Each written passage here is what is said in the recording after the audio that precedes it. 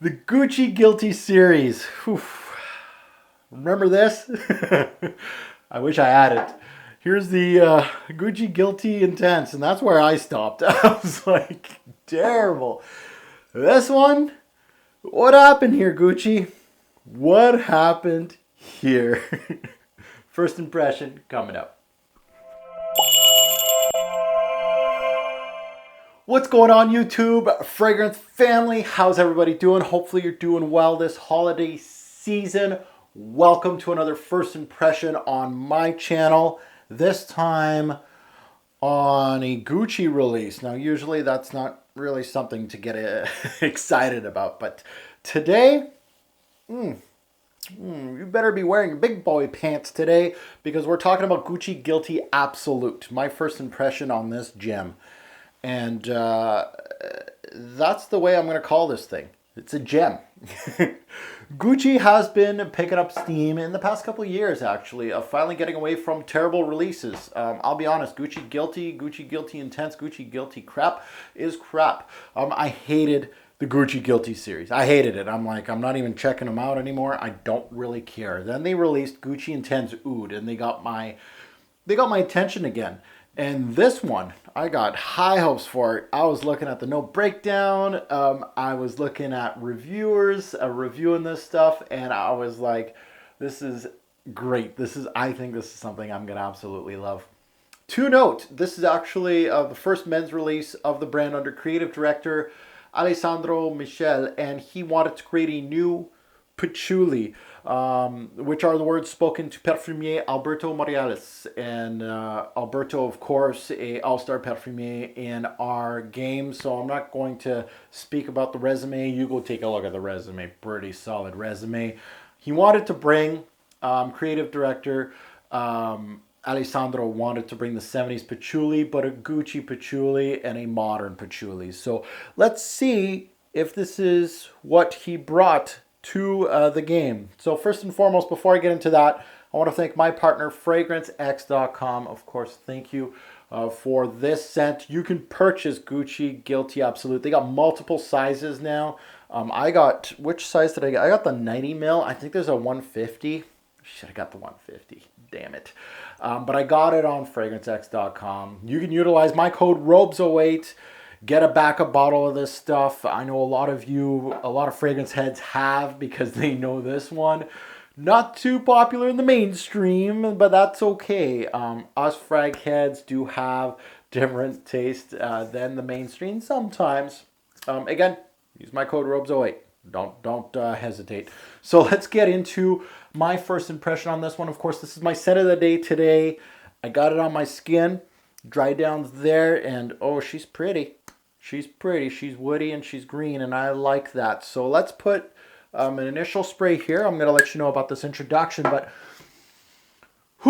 first of all, comment below. Why would they go with the Gucci Guilty branding? You know, all the Gucci Guilty fanboys are going to take a look at this, and they're going to smell this, and they're going to go, what the hell? They're going to have like at least 3 chest hairs grow on their chest by smelling this.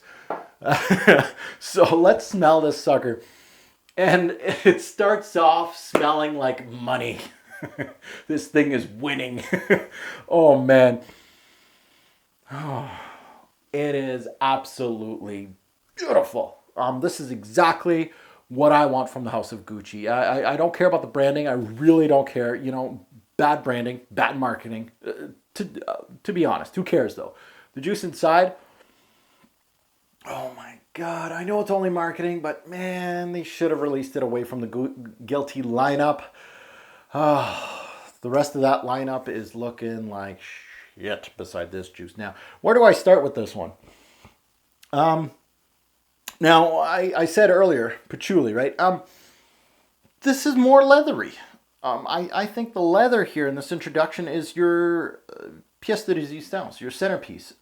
Leather, smoky, woody, dark, earthy, dry, uber masculine. It really does remind me of almost those powerhouse fragrances that we came to expect from the late 70s to the early 80s. Really something that I like where they're going with this. I love it. It's a dry leather. It has a slightly smoky accord here with a damp, woody, medicinal touch to the fragrance. She smells good. She really does smell good. And I know some people say niche quality, things like that. I wouldn't go so far as that, but it really isn't your typical mainstream release. Coming from Gucci, highly surprising. I'm like, what? Gucci released this? Now, to all the Gucci lovers, the Gucci guilty lovers out there, Gucci used to make some really good juice back in the day when Tom Ford was at the helm. And it seems like Alessandro is kind of picking up where Tom left off, because this is Gucci Prud'homme 1, Gucci Prud'homme 2. It really feels like Gucci Envy. It really feels like that kind of build, a quality build. Maybe you don't like the scent, but damn, that introduction, oh, she's dark, she's sexy, and I'll wear it for winter and fall, and it's going to do its job. It's head over heels, way better than those Gucci Guilties that I have collecting dust in my collection. Now the dry down, it shows more of the same. That is one thing that may be a knock on this fragrance. It's very much, I would say, linear. It does lose a little bit of the smoke. It loses a little bit of its potency. The introduction is very wild out there, and it's really throwing a lot. In the dry down, it's more of the same, less in your face. It's smoother. It's still dark dry, and it's still leathery. Being the star of the show, there's some greens and some woods here, but really a great blend. I like the depth of this fragrance, and I really like the warmth of this fragrance. And it really is something that it's going to grow hair on your chest. Some people are not going to like this, but damn, I'm in love. I'm in love. This is best release in 2017. I'm calling it.